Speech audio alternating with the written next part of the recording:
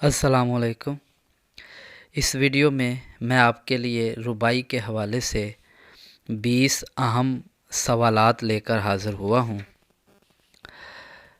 پہلا سوال ہے، بقول محی الدین قادری زور اردو ربائی کے پہلے شاعر کون ہیں؟ ملا وجہی۔ ربائی کے لیے مقررہ اوزان کی تعداد کتنی ہے؟ 24 اوزان۔ اردو ربائی یہ کتاب کس مصنف نے لکھی ہے؟ ڈاکٹر فرمان فتح پوری۔ اردو رباعیات یہ بھی ایک کتاب ہے، یہ کتاب کس مصنف نے لکھی ہے؟ سلام سندھیلوی۔ کس کو ربائی کا موجد تسلیم کیا جاتا ہے؟ امیر یعقوب بن لیث، ان کو ربائی کا موجد تسلیم کیا جاتا ہے۔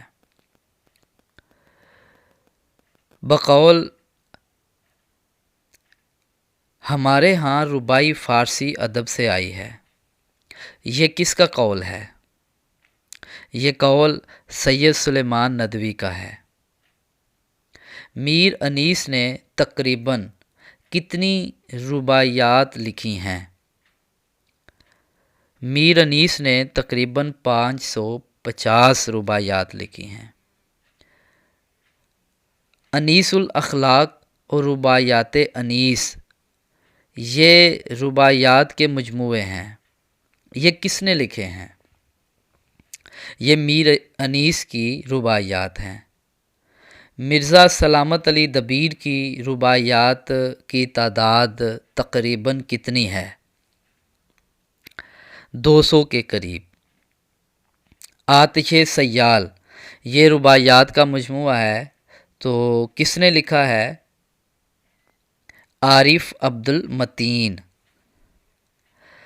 آگے جی، کس کو ترانہ، دو بیتی، چار مصرائی، چہار بیتی اور خسی کہا جاتا ہے؟ ربائی کو۔ رباعیات طالب یہ کس کا مجموعہ ہے؟ طالب المولا۔ صبا اکبر آبادی نے کس نام سے عمر خیام کی رباعیات کا ترجمہ کیا ہے؟ دستے زرفشاں کے نام سے صبا اکبر آبادی نے عمر خیام کی رباعیات کا ترجمہ کیا ہے۔ صبا اکبر آبادی نے کس نام سے غالب کی رباعیات کا ترجمہ کیا ہے؟ تو اس کا درست جواب ہے ہم کلام۔ علامہ اقبال نے بال جبریل میں کتنی رباعیاں لکھی ہیں؟ اس کا درست جواب ہے 39۔ کس زبان کی رباعیوں کا عنوان نہیں ہوتا؟ یعنی فارسی میں بھی رباعیاں لکھی گئیں، عربی میں بھی اور اردو میں بھی، تو کہا جا رہا ہے کہ کس زبان میں رباعیوں کا عنوان نہیں؟ تو فارسی رباعیوں کا عنوان نہیں ہوتا۔ رباعیات گرامی یہ کس کی رباعیوں کا مجموعہ ہے؟ اس کا درست آپشن ہے غلام قادر بالغرامی۔ فراق گورکھپوری کی رباعیوں کا مجموعہ کس نام سے شائع ہوا؟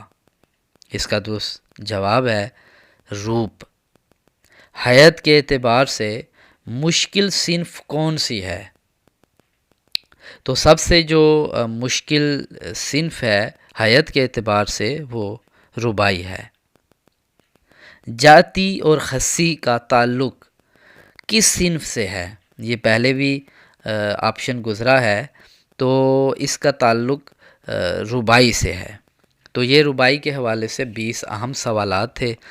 اس طرح کی مزید موضوعاتی ویڈیو دیکھنے کے لیے ہمارے چینل سے جڑے رہیں، ہمیں سبسکرائب کریں، لائک کریں، شیئر کریں اور اپنی آراء سے آگاہ کریں۔